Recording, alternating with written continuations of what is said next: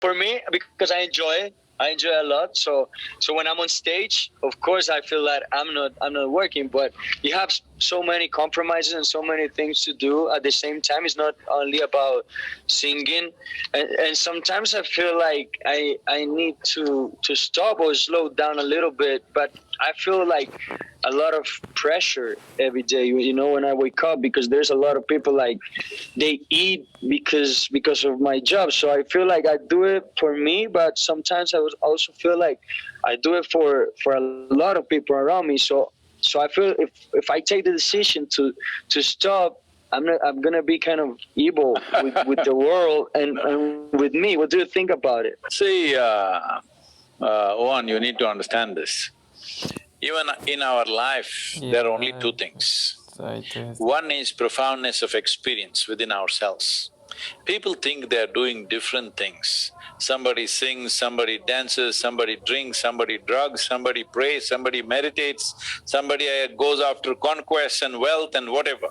All this is essentially seeking profoundness of experience. You want to experience something more.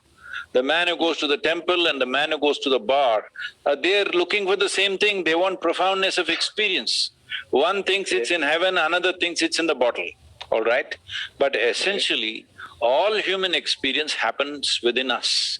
It never happened in heaven, nor did it happen in the bottle.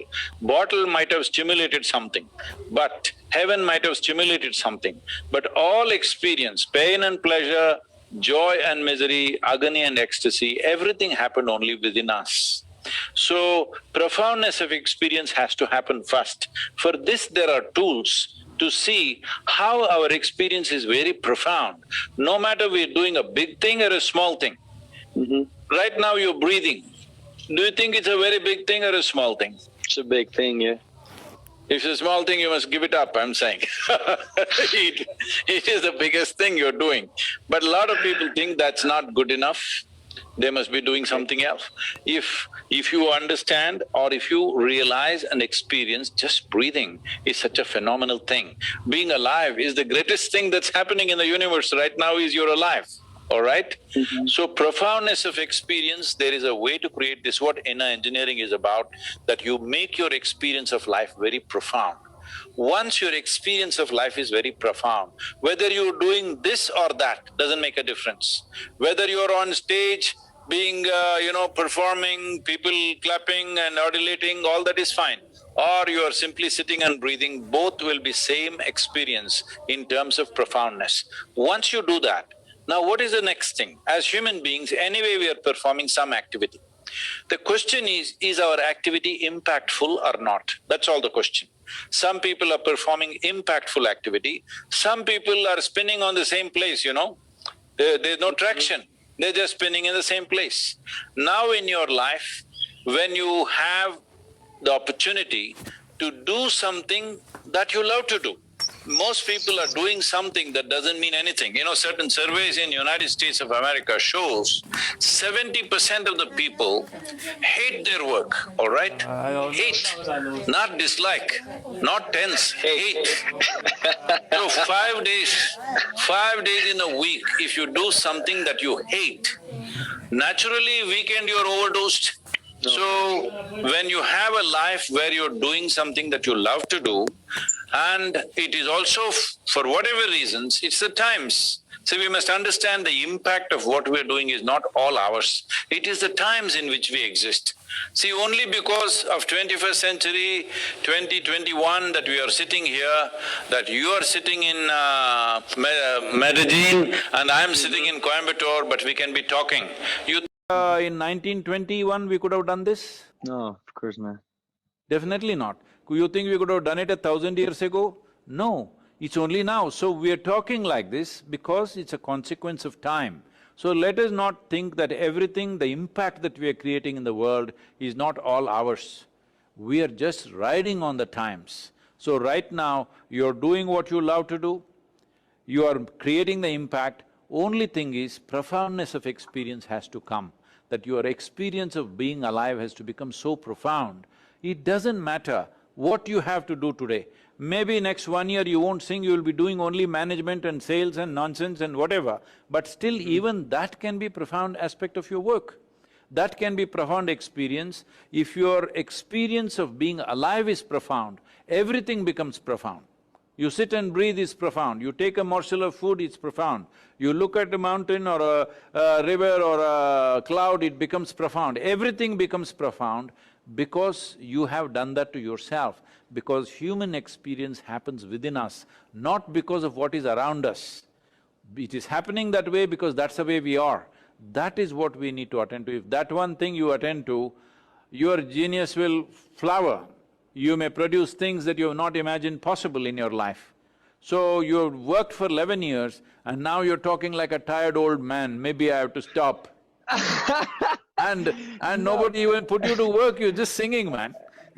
Yeah, no, I understand, absolutely, but I don't know, sometimes it's just the feeling of being tired. It plays a little game in your mind, you know, because you feel like when I feel sometimes that I have to do certain things, I feel under pressure, and I don't like that, because I feel like I'm a free soul, you know. That's what I love composing. That's what I love going to the studio. That's what I love going and perform. So sometimes when the thing gets serious, you know, I feel like I don't like it that much. I still do it, but sometimes I feel like, well, when I started, it was just like living this dream, and sometimes it gets not only a dream because the business is involved with it too, you know. So I don't want to feel like one day I'm gonna lose the sparkle, you know. It's not happening now. It's not happening now because I'm pretty happy. I'm very grateful, and I'm working in my next album and feel pretty inspired. But I don't want to wake up one day and feel like my dreams are over. Come here, Buddha. Let me introduce you my dog. His name is Buddha. Well, look at that. Say hi. You're blessed, man. Look who's watching you.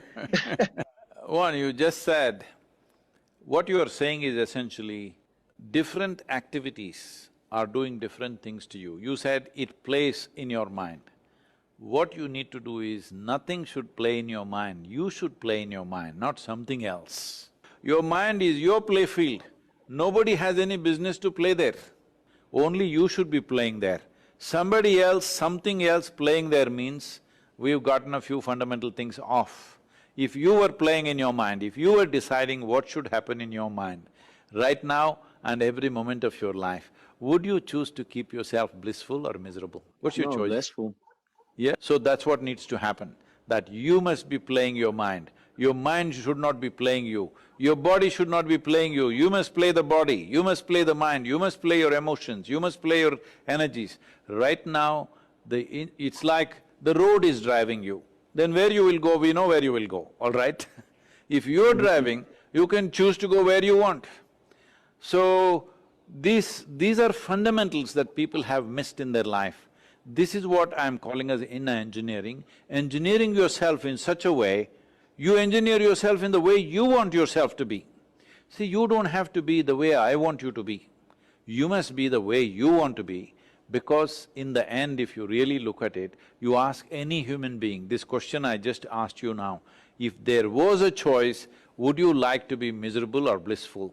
Believe me, 100% of the population, when they're in their senses, they will say blissful. Yes or no?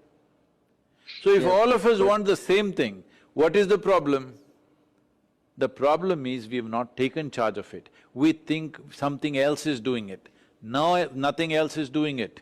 This is why it is very important in the yogic system, we said your life is your karma. This means, karma means action. Your life is your doing. But I didn't do this, I didn't do the stress, I didn't do the anxiety, I didn't do the depression. No, you are doing it. It's just that it is such a elaborate and sophisticated mechanism, you don't have a full grip on it. That's the whole problem. See, for example, right now people will say, oh, if I go sit on the beach, I feel so peaceful, office is a terrible place, all right? You just park them on the beach for next 7 days, you will see how miserable these people are, okay? Yeah. Just… they were only enjoying a little distance from what they were doing. People say, I'm suffering my work. Fire them and see how happy they will be. They won't be. So the problem is not in what we are doing, the problem is we have not taken charge of our faculties. If everything, your thought and emotion, not even everything, if your thought and emotion just happen the way you want, you would definitely be blissful every moment of your life, isn't it? And only and only when there is pleasantness of experience, your intelligence, your genius, the most wonderful aspects of who you are will come out. When you're not in a pleasant experience, ugly things will come out. Wow. Yeah, totally right. Thank you. I never thought about it like that. Thank you. Oof. I have this question because it gets me kind of confused sometimes. For what's been spiritual? See, when you say myself, the headphones that you're wearing, is that you? No. No. Yeah? It's yours, it's not you, right? Yeah. Right now, it is making you hear things better than your ears would do by themselves. But still you know it's not you, you're wearing it, so it's yours, but it's not you. If it doesn't work, you'll get rid of it and put a new one. Now, let's talk about your ears. Are they yours or is it you? No, that's me. Really? No? Do you say my ear or do you say ear me?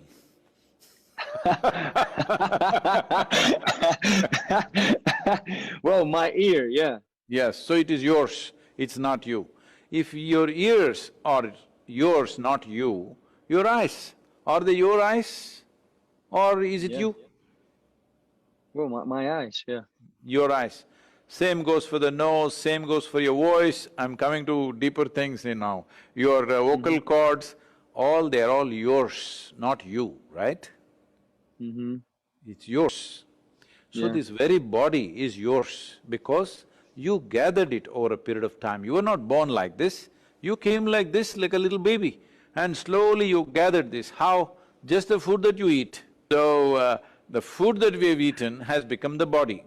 How did food come? Just the earth became food, food became body. One day this body will become earth once again, yes or no?